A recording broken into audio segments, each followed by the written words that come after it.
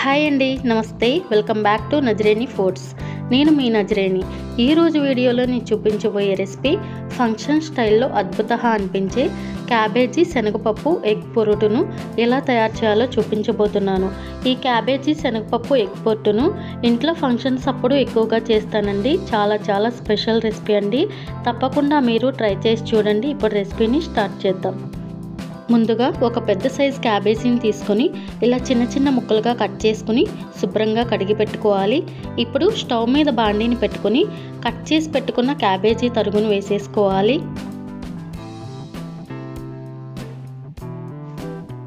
అలాగే పావు కప్పు పచ్చిశనగపప్పును 2 గంటల పాటు నానబెట్టుకుని వేసుకోవాలి. పచ్చిశనగపప్పును వేసుకున్న తర్వాత సరిపడ్డ నీళ్లు పోయాలి. ముక్కలు మునిగేంత వరకు నీళ్లు పోసి ఉడికించుకోవాలండి. మంటను హై ఫ్లేమ్లో పెట్టుకుని ఉడికించుకోవాలి. క్యాబేజీ ముక్కలు 60 to 70% ఉడికితే సరిపోతుంది. మరీ ఎక్కువగా ఉడికితే పొట్టులా కాకుండా ముద్దగా వస్తుందండి. క్యాబేజీ పచ్చిశనగపప్పు ఫ్రై అందరికీ తెలిసిన రెసిపీ అండి. కానీ క్యాబేజీ పచ్చిశనగపప్పులో ఎప్పుడైనా ఎగ్స్ని వేసి వండారా?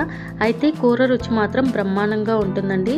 చూడండి, 70% వరకు మనకు క్యాబేజీ శనగపప్పు ఉడికిపోయిందండి. ఇప్పుడు స్టవ్ ఆఫ్ చేసేసుకుని ఈ నీళ్లను వడకట్టుకుని పక్కన పెట్టుకోవాలి. ఇప్పుడు స్టవ్ మీద వెడల్పుగా ఉండే కడాయిని పెట్టుకొని ఇప్పుడు ఇందులో పెద్ద స్పూన్తో 3 స్పూన్ల ఆయిల్ వేసుకోవాలి. ఆయిల్ వేడయ్యాక 2 ఎండుమిర్చిని విరుపుకుని వేసుకోవాలి.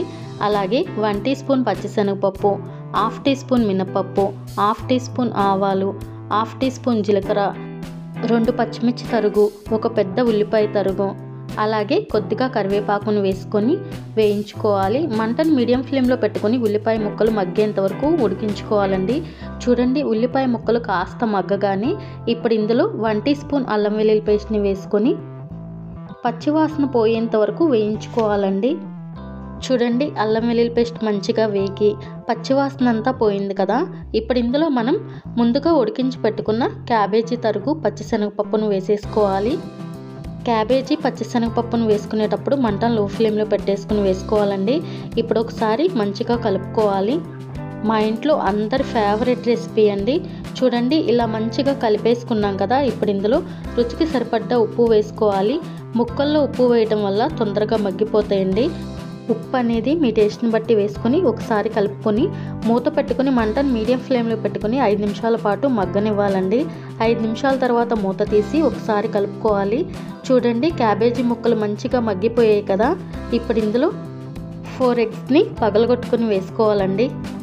ఎగ్స్ని వేసుకున్న తర్వాత మూత పెట్టుకొని మంటను మీడియం ఫ్లేమ్లో పెట్టుకుని 3 నిమిషాల పాటు మగ్గనివ్వాలి. 3 నిమిషాల తర్వాత మూత తీసి చూడండి, ఎగ్స్ అనేవి హాఫ్ బాయిల్ లాగా వచ్చాయి కదా. ఇప్పుడు ఒకసారి కలుపుకోవాలి. ఇలా మంచిగా కలుపుకున్న తర్వాత మళ్ళీ మూత పెట్టుకొని మరో 2 నిమిషాల పాటు మగ్గనివ్వాలి. 2 నిమిషాల తర్వాత మూత తీసి ఒకసారి కలుపుకోవాలి. చూడండి, ఎగ్స్ కూడా మంచిగా ఫ్రై అయిపోయినాయి కదా. ఇప్పుడు ఇందులో 1/2 టీ స్పూన్ పసుపు, 1 స్పూన్ కారం వేసుకోవాలండి. 1 టీ స్పూన్ కారం వేసుకున్న తర్వాత ఒకసారి కలుపుకోవాలి. కారం అనేది మీ స్పైస్ని బట్టి వేసుకోండి. చూడండి, కారం కరెక్ట్గా సరిపోయింది కదా. ఇప్పుడు మూత పెట్టుకొని మంటను మీడియం ఫ్లేమ్లో పెట్టుకుని 2 నిమిషాల పాటు ఫ్రై చేయాలి. 2 నిమిషాల తర్వాత మూత తీసి 1/2 టీ స్పూన్ గరం మసాలాను వేసుకుని మంచిగా కలుపుకోవాలి.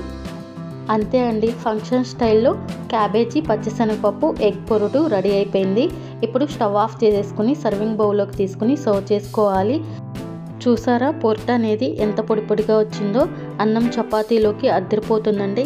తప్పకుండా ఈ రెసిపీని మీరు ట్రై చేసి మీకు ఎలా కుదిరిందో నజరేని ఫుడ్స్ కామెంట్ బాక్స్లో కామెంట్ చేయండి.